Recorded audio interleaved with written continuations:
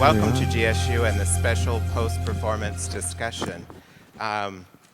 For those of you watching the panel session via television, the cast of the play 8 are sitting on stage behind me. Say hello to our viewing audience, please. Cast, thank you. The guests in our audience have just seen 8 the play, written by Dustin Lance Black. 8 is a play chronicling the federal trial for marriage equality that followed the passage of Proposition 8 in California.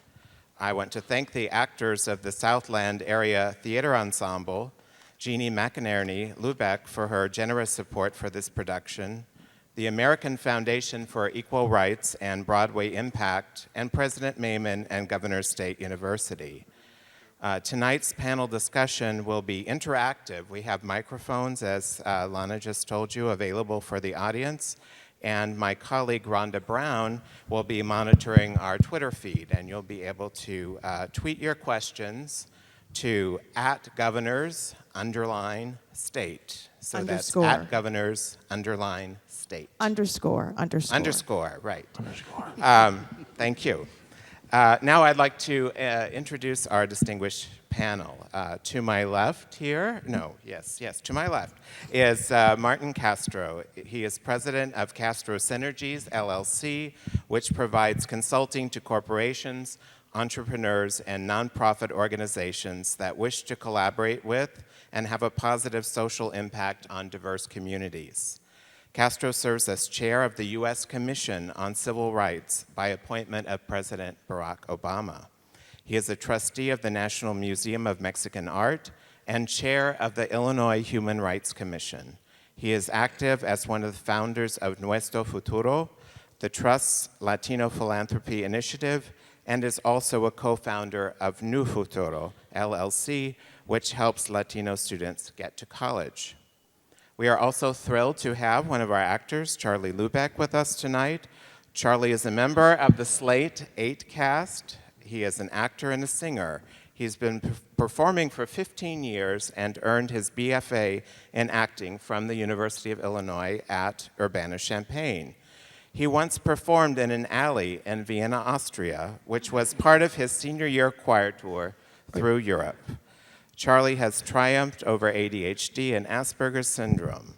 Although life has often been a social struggle for him, he feels that he would not be where he is today without the support of his team of superheroes, the friends and family that constantly provide love and encouragement.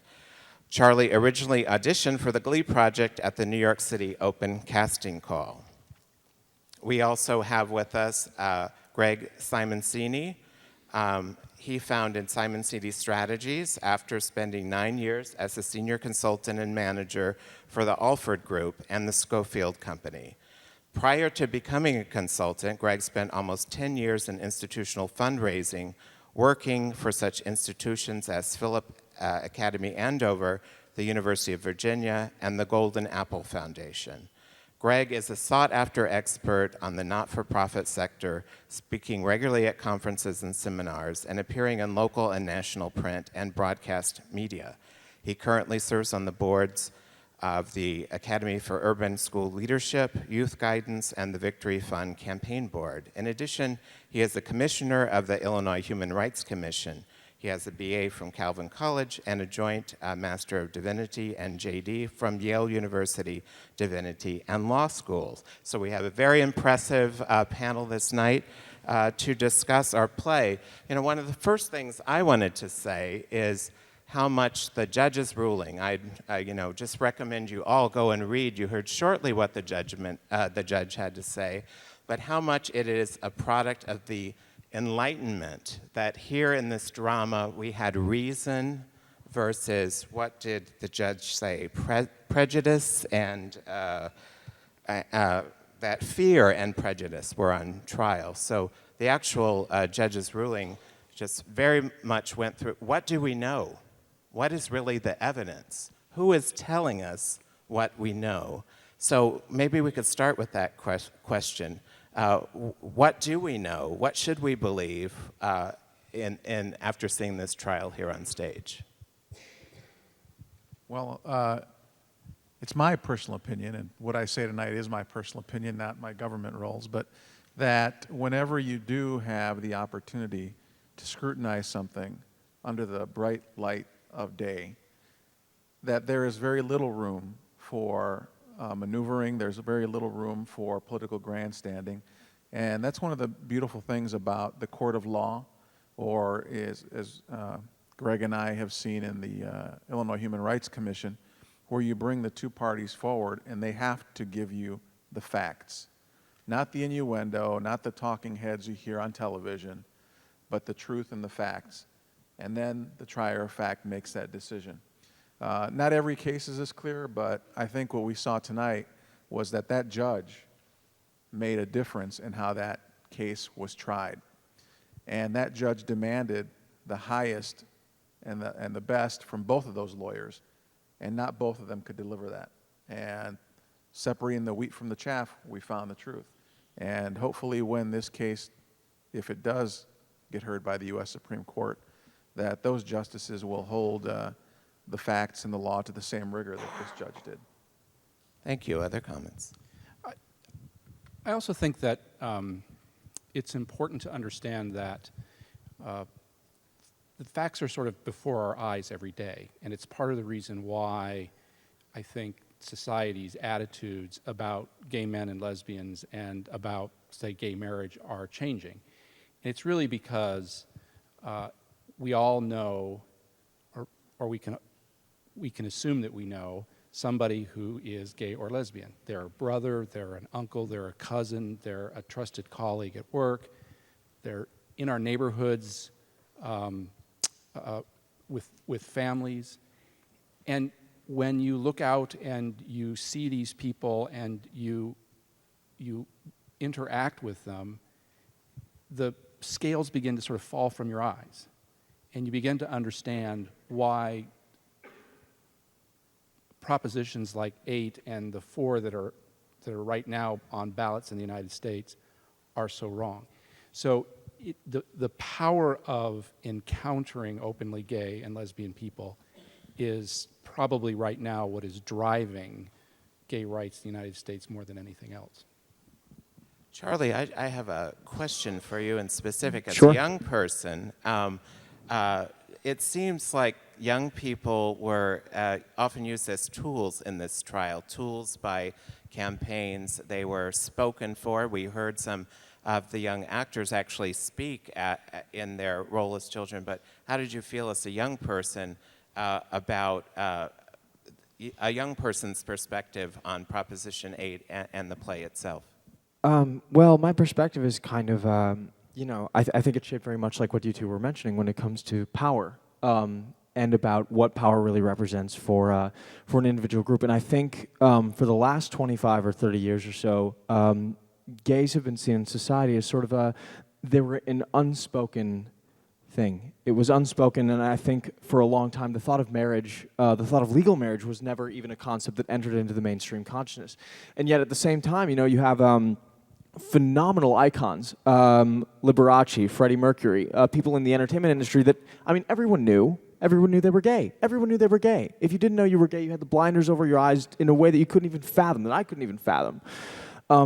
But for the longest time, and I think this is what happened with the civil rights movement and the Black and African American community, was that we, as a dominant group in American society, or at least like the prejudiced ones, the bigoted ones, allowed them to retain entertaining positions so long as they didn't ask for what was real and what was stable. And I think that many of us with ignorance and prejudice in our hearts, when someone steps up and says, wait a minute, I want exactly what you have, and I demand that you not bar me from having it anymore, many people constitute that as a threat and will go to great lengths to fight it and to maintain the status quo. As a young person, though, I think my generation, especially due to the advancements of shows like Glee, for instance, it's not about changing the majority of minds. Most minds are already made up. It's about swaying the 2 to 3% that will always make a difference in an issue. The people who say, I am open, I'm willing, and my eyes are wide. I'm ready to take in as much information as I can and come to my own conclusion. Thank you. You know, tradition was one of the core parts of the argument in this trial. What is the importance, how do we value traditions while we also meet a changing society? I think was really one of the core of the trial. Any comments about that? Well, not all traditions are good, right? But tradition has a way of changing over time. When you heard them talking about the case Loving versus Virginia, I don't know how many folks are familiar with that, but that was the case where they went to the Supreme Court that ruled that African Americans and whites could marry.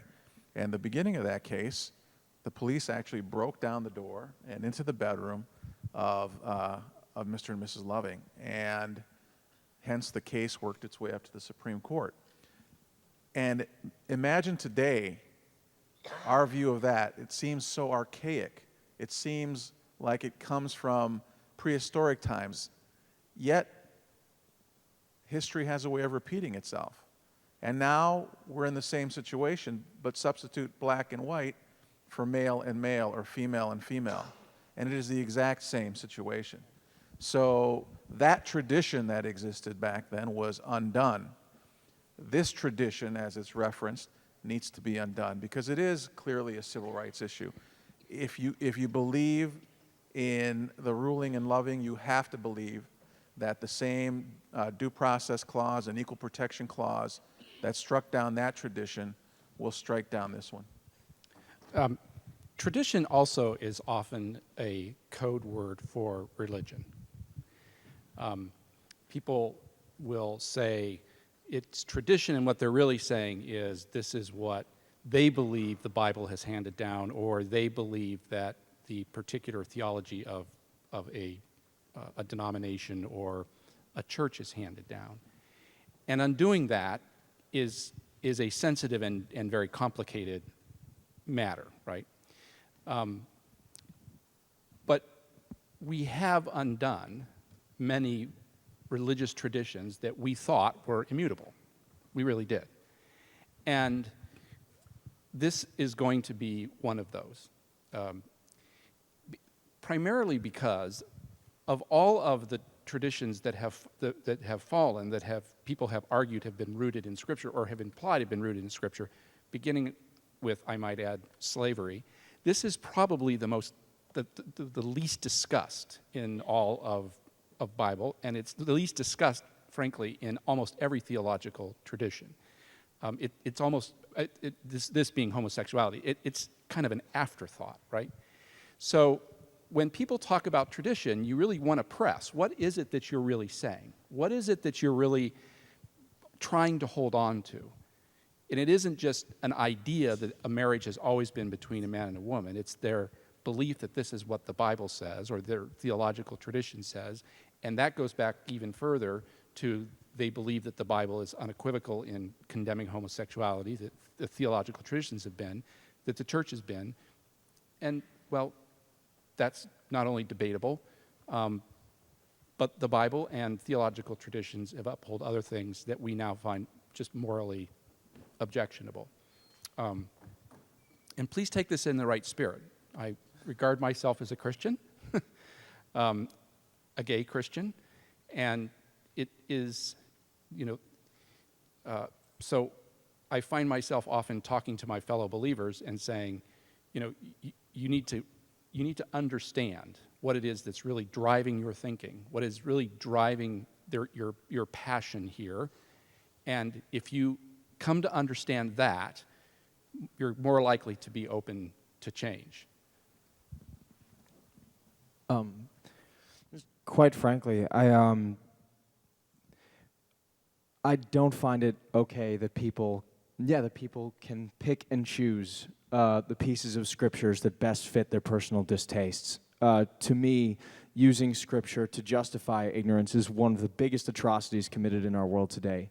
And, if you're going to go on that logic, then I would say it's all or nothing for you. If you really want to stand up so fervently against homosexuality, then you're also going to have to assemble your whole town to stone your neighbor to death for planting two crops side by side. You're going to have to do a series of things that are almost impossible to carry out in day-to-day life because if you go back and look at this, it was a scripture that was written for a time when we were barely beyond Neanderthals at best, and we needed these traditions. We needed them in order to survive. There was no communication, no modern medicine, nothing. And I think the ghost of Moses might be a little bit nervous about what you just said, but nonetheless. But you know, you don't have to go all the way back to Scripture to have people say, well, that's not what this said, that's not what was in this book. The Constitution. When folks say, well, the Constitution didn't say that a man could marry a man or a woman could marry a woman, that's right. But you know what? Our Constitution has evolved over time as well. The Constitution started out by saying that African Americans weren't people. They were property.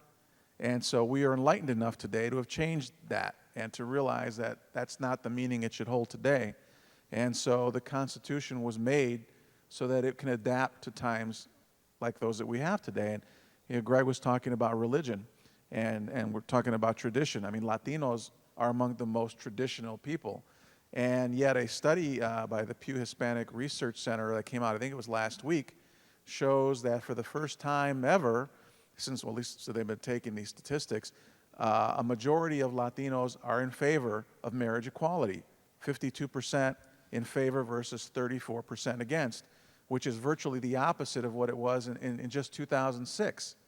And when they looked a little more closely, because Latinos, by and large, are very religious, interestingly enough, Latino Catholics were at 54% in favor of marriage equality, although I think it was in the Pentecostals where it was they were against it. But it was fascinating to see the interplay between religion, which was not what you would traditionally expect it to be, and you've seen a community that historically has been very socially conservative has now, according to this study, a majority of us believe in marriage equality. And I think that's a very strong point to make because of the direction that this country is moving in. Yeah, that's a really good comment, Martin, because there was such a controversy in California the morning after this vote, because a lot of activists had assumed that minority voters, Latino and black voters, would support gay rights, when in fact the majority did not after that vote. What do you think, can you attribute something to this rather quick evolution? Evolution towards? Well, towards support of same-sex marriage, because it wasn't there in California. I would say that we're yeah. not. There's an interesting sort of convergence that occurs when you do polling on the subject and people actually vote. And I think we have to be realistic. We have to understand that that I think society is certainly moving in the direction that gay men and lesbians need it to move, right? But there are some major gaps, and I'll get to one or two of them in a minute. There are 4 ballot initiatives up in November. There are 3 in Maine, Maryland, and Washington State that are asking the question of the voters if they will affirm what the state legislatures and the governors have signed for marriage equality. So in Maine, there is a law on the books that has not gone into effect yet that will allow marriage equality, same in Maryland, and the same in Washington State. In Minnesota, the 4th place, they're being asked to amend their constitution much the same way they did in California to define a marriage between a man and a woman. I obviously follow this very carefully. The latest polling in all of those show that those who are opposed to gay marriage are winning, right? There's some hope in Maine. There's a little less hope in Maryland. There's a little more hope in Washington, and there's no hope in Minnesota. So I think that people will tell pollsters one thing, and then when they go into the voting booth, they will do something else. But that having been said, I do think that the fact that this topic is being openly discussed, and further that the discrimination that gay men and lesbians face and the effects that that has on our children is being openly discussed, is beginning, I think, to seep into people's consciousness, and they're beginning to say, I may not be for marriage equality, but something has to be done here to fundamentally protect gay men, lesbian, and particularly gay children. And I'm going to age myself a little bit here. I sat on the board of Lambda Legal, which argued the Lawrence case that decriminalized gay sex. They called it sodomy, gay sex across the United States. And at the time, we commissioned a study that was done by Stanford University and UCLA. And we looked at a generation. And we looked at the average age of, and so this would have been in the mid-90s. So we went back to the mid-70s. And we looked at the average age at which a person acknowledged themselves that they were gay and came out in the 70s and then in the mid-90s. And it was really fascinating because in the 70s, the average age at which a person acknowledged themselves that they were gay or lesbian was 18, and they came out at 25. In the mid-90s, it was 14 and 18. And I think it's actually younger now. And I think that's having a very powerful effect. You cannot ignore these gay children and what they're going through. You used to be able to. You did. It certainly happened when I was growing up. But it's very hard to do it now. Any comment about that change in the Latinos in terms of, what has changed really in such a short time, 2006 till now? Well, I don't have the answer to that. We're not a monolithic I don't community. know. Sure. Yeah, I don't know, right? The judge is not too far away. But I would say some of the factors include the greater prevalence of the discussion, the greater prevalence of imagery of gay men and women and children in the media. I think there is the prevalence with the fact that the Latino community is among the youngest communities. And as we're talking here, the younger you are, the more open you are.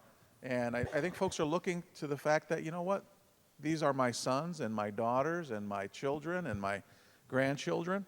And that is all coming together to create a change of mind and a change of heart. Yeah, Charlie. If I could ask you two a question. How can they be winning? How can they possibly be winning in the face of such undeniable evidence towards the truth? Is it a well-run campaign? Who's the pocketbook that's fronting the money for all this misinformation? They win because of fear. That's the bottom line. They win because of fear. And the more people become comfortable with the idea that the gay men and lesbians are not a threat, and they usually become comfortable because they know somebody who is gay or lesbian. It's their son or their daughter or their grandchildren, right? The great conservative Barry Goldwater at the very end of his life was a fierce proponent of gay rights, and by the way, I'll mention something else in a moment, because he had a grandson who came out to him. In fact, his grandson served in the U.S. military, so Barry Goldwater actually believed that gays and lesbians should be able to serve openly in the military. Both sides are well-funded. Both sides run their campaigns, but you can drive a lot more people to the ballot box with fear than not. And back to why it's important to know somebody, Governor Ehrlich of Maryland will tell anybody who will listen that one of the greatest champions of getting marriage equality through the Maryland legislature was none other than Dick Cheney.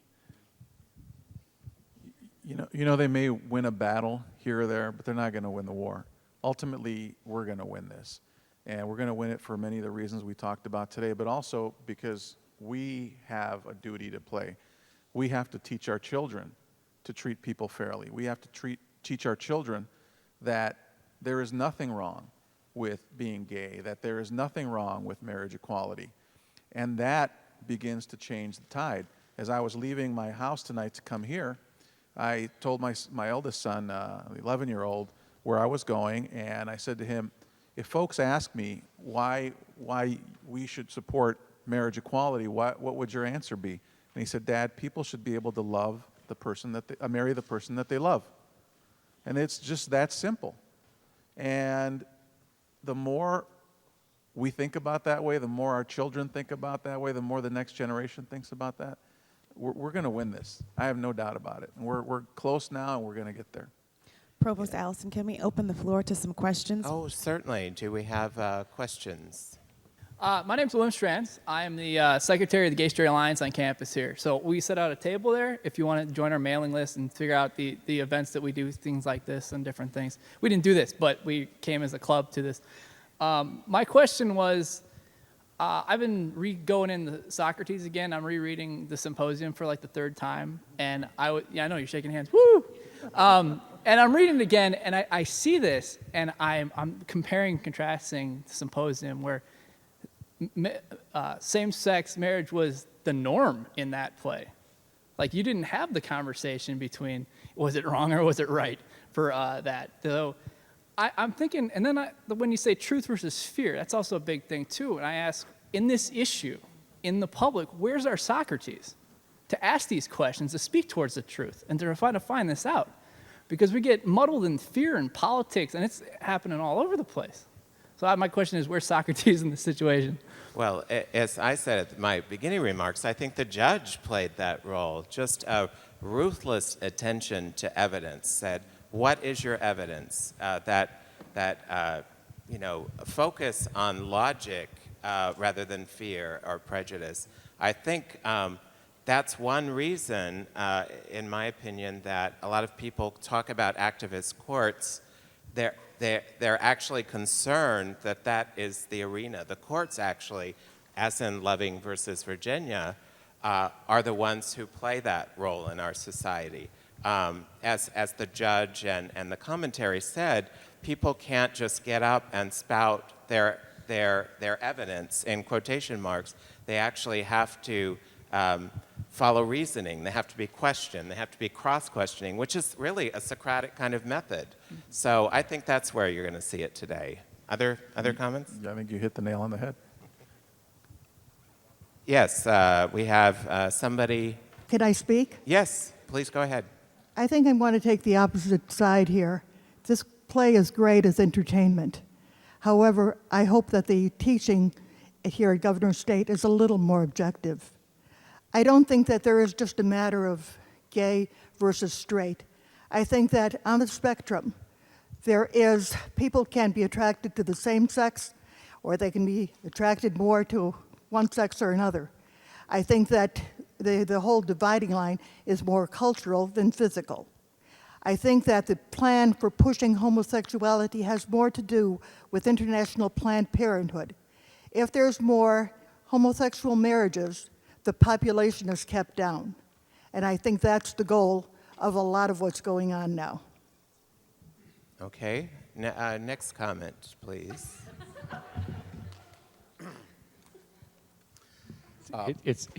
It's a vast leftist conspiracy. I'm sorry.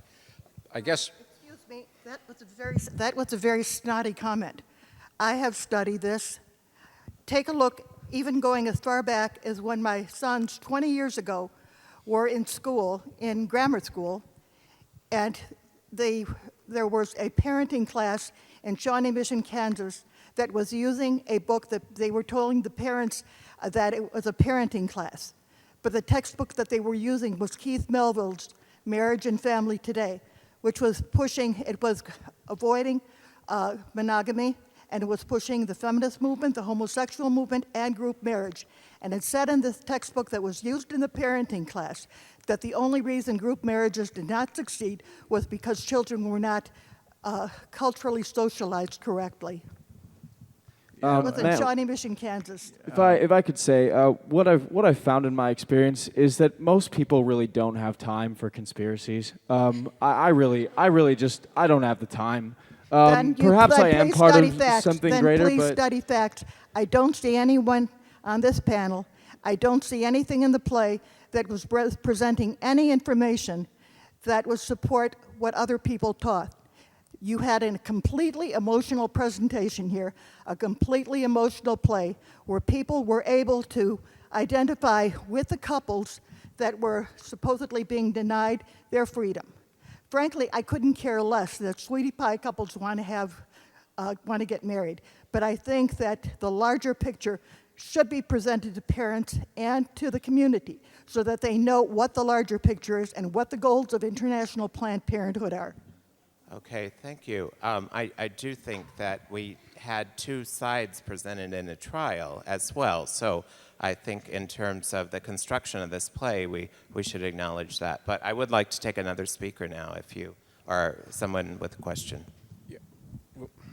What prompted me to comment now was the observation that we must look to judges, perhaps, for reasoning around the issue. And it struck me what a disgrace it was that in the presidential debates, this burning civil rights issue was not discussed at all.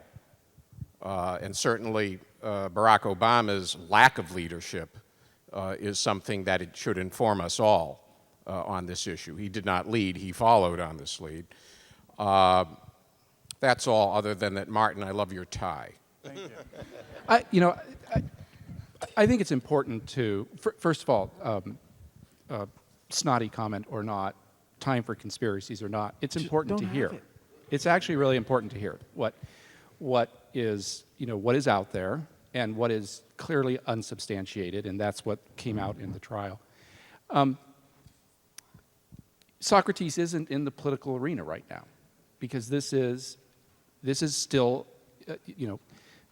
the granting basic civil rights to gay men and lesbians is still a very sensitive political issue, and it is unfortunate that I give enormous credit to the president. It means something that a sitting U.S. president has come out in favor of marriage equality, but it's also important for everybody to understand that when he said that, he also said that it was up to the states. And we know, loving v. Virginia, that it should not, that civil rights should never be left up to the states. That's a federal issue, right? So there is still a lot of work to be done in the political arena. And it goes beyond, and this is very important, it also goes beyond just marriage equality. There are still in this country, there are 28 states, right, Marty? I think it's 28. 28 states that do not protect the basic rights of gay men or lesbians. You can be fired for being gay, you can be denied housing, you can be denied credit. The state of Illinois, I was actually a member of the Illinois Human Rights Commission, and by the way, full disclosure, I am no longer. That's what happens when you pull bios from the web. I actually sat on the Illinois Human Rights Commission for 3 years before the Illinois Human Rights Act was amended to protect the rights of gay men and lesbians. I live in Lake County. I could be, if I was employed in Lake County, I could have been fired there while I was a sitting commissioner. At the federal level, we have one law on the books that actively discriminates against gay men and lesbians, is the Defense of Marriage Act. We have one that is now gone, which is Don't Ask, Don't Tell. We have another that sort of generally brings extra punishment for hate crime. But at the federal level, at the time, again, when we had the political power to do so, we failed to enact the Employment Non-Discrimination Act, which would have basically forced all states to protect gay men, lesbians, bisexual, and by the way, transgender, in the states that do recognize, it's only in 10 of those states. So we have a huge amount of work that still needs to be done, and it's just not on marriage equality. It actually goes all the way back to protecting still basic rights. Excellent point. Are there speakers over there? Questions? Yeah. Is this working? Hi. Okay. Well, I've done my job. I populated the world with 4 children, 3 of whom are here tonight, probably very embarrassed right now. But we thank you. what I want to say is I think that my youngest, who's here, is just turned 12 years old, and I've raised all of my children to not look at anyone differently in any way, shape, or form, regardless of their sex, their race, their religion. I'm a Jewish woman, so I've got 2 strikes against me right then and there as far as prejudice goes. And I raised my children to never look that way. And I think that's where our country needs to be going. Whatever your belief is, your children need to start out at a young age knowing that there should be no prejudice, that there should be no reason that people aren't treated the same. Charlie, you're going to interrupt me? No. Go ahead. That's fine. Well, I think it's important to point out that fear is an enemy that will never, ever be defeated. It's like a 100-headed serpent. You cut one off, and 2 will immediately take its place. Also important to note, Greek society, gay marriage, fine. Slavery, also fine. Sparta, in fact, had one of the largest concentration of slave populations in all of ancient Greece. And, but what this means, I think, to me, is that the fearful will always be fearful, the ignorant will always be ignorant, and those with prejudice will always have it in their hearts. But as a societal issue, it will always find a vessel with which to fill itself up. And I think civil rights were that cause of the generation before us.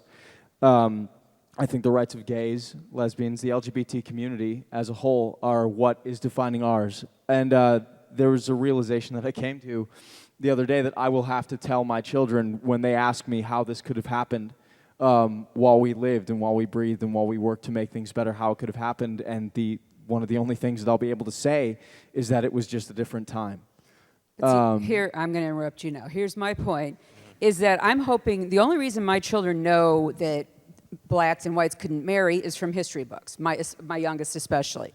Would not have known that growing up in the generation that we've been. I mean, I obviously know that in my generation. My children did not know that. They learned that in the history books. And I'm hoping that when my children have children, that the only thing they will ever know about gays not being able to marry legally is from the history books, that this was once history. I think we're a much more liberal generation, my generation coming up.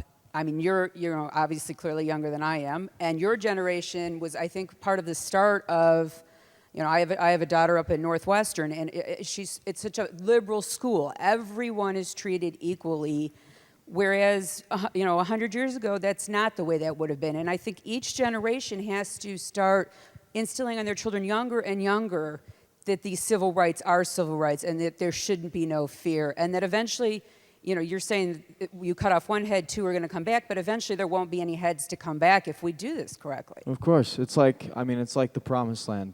I see it as the promised land. I don't think it's a destination you ever reach, but you're always walking towards it. Thank you. Let's take the next question there, or comment. All right. Do we have somebody over here? Okay, over here, please. I just wanted to say that, just leaving here, my 2 favorite quotes that I live by are aspire to inspire before you expire. And it's Aristotle. And what you do repeatedly is what defines you. And the thing is, I constantly wake up with this idea and philosophy in which I translate into my day and my thoughts constantly, which then I condition myself. The young lady up there, in which was against our play, but yet still came out, which means she actually had the integrity to possibly critically think this out. So we do have to give her some kind of applause, even that she's against it. So, and that's the thing, if we accept those that don't accept our own ideals, then that's when we truly start connecting with the other people around us, and then we could start emotionally and logically feeling things on the level in which we all should. Okay, thank you. We have 2 more questions over here, and then I think we'll have to wrap it up then. Well, I started to be up here just to address the whole the Latino thing, because being a Latina, I did grow up in a more liberal home in believing that everything was equal. But I also have a daughter who this time around is going to be voting for the first time. And I'd like to think that I raised my children to believe that everyone is equal. But I think that as the years go by, even the 4 short years or however long it's been since the last poll, I'd like to think that the younger generation being exposed to it is more accepting to what's going on. And hopefully as time goes on and the generations of voters come around, that every single generation of voters every year that these kids are old enough to vote will change this. Because at some point they will take over that prejudice by being exposed to all of this and seeing that everyone is created equal. And I know that there are still going to be people who are teaching their children that that's not the case. But I'm hoping that at some point the kids will learn to think on their own as adults and be exposed to this and make their own decisions, not necessarily on how they were raised. And that might be swinging the very strict traditional, Latino vote on that. But I would also like to say that I can't imagine the population changing with gay marriage, because nothing in the world is going to make them reproduce heterosexually, regardless of whether they're allowed to marry each other or not. So I can't imagine the population changing if they're not allowed to marry. It doesn't make any sense to me at all, but that's just my opinion. Love you, Peggy. I love you too. I think you're right. I think the way you're raising your kids, the way I'm raising mine, the way folks in this auditorium no doubt are raising theirs is great. But you know what? There's still a huge issue with the younger generation. You see bullying, right? And there's a lot of bullying going on based on LGBT status. There's a lot of bullying going on based on race and ethnicity. My own son was bullied because of his perceived status as being undocumented, and he's not. He's a United States citizen. But the state of Illinois has anti-bullying laws, and there was an effort to strengthen them in the last session, and it lost by 1 vote. And conservative members of the legislature said that they did not want to support the bill because they felt it was a gay indoctrination bill. And no, it was about protecting our kids. So we still have a lot of work to do in terms of making sure that the younger generation understands that we should treat everyone equally, because there is a bullying epidemic existing in this country right now. Yeah. Yes, pass the mic, please. Yeah. Thank you. So I'm nervous as hell right now. And as I was sitting there contemplating, I had this urge, like I knew I needed to say something, but I was hoping that it would all just come out straight from my heart, and so here I go. I feel like with the civil rights movement, we were peeling back the layer of race, and the women's rights, we were peeling back the layers of gender, which we're still doing. And with this, we're peeling back yet another layer of all things that are things we perceive on the outside. Like they're things that we see on the outside world, and we can label it and call it different and be afraid of it or whatever. But I think like the real core of it is not what's right or wrong. It's peeling back. Like if we peel back enough layers, we'll see that underneath it we're all the same. We are. We're all after the same things, Like essentially, we all want happiness. We all know what it's like to feel sad. We all know how it feels to be disappointed. And at the school assemblies that I speak at with the Be More Heroic organization that Allie and I helped to start, we encourage students of all ages to consider those things. Like, as individuals, as human beings, we can celebrate the things that make us different, because that's part of the fun of being a human, Like, I get to wear this jacket, and you get to have your hair cut, and you get to dye yours red, and it's fun to be different. You know what I mean? But at the same time, when we're communicating with each other, like what you were saying, and I didn't get your name, Gary. Thank you, by the way. Like what you were saying, if we can accept things that people say that we don't necessarily agree with and take interest in them, rather than pointing the finger back and saying, well, you're wrong and I'm right, and playing the whole right and wrong game, because that, I think, is what fixes the whole thing in place. It's like when we can answer prejudice and fear with love and compassion. And when we can really listen to where these fears are coming from and have enough attention and enough of an open heart and an open mind to feel where that's coming from, that's when we can actually, and that's when I feel like most people just want to know that they're being listened to. And if we can have enough capacity to hear them out, listen to them with an open heart, then they might end up doing the same thing for us. And then we can really start to have a conversation. That's all. Thank you.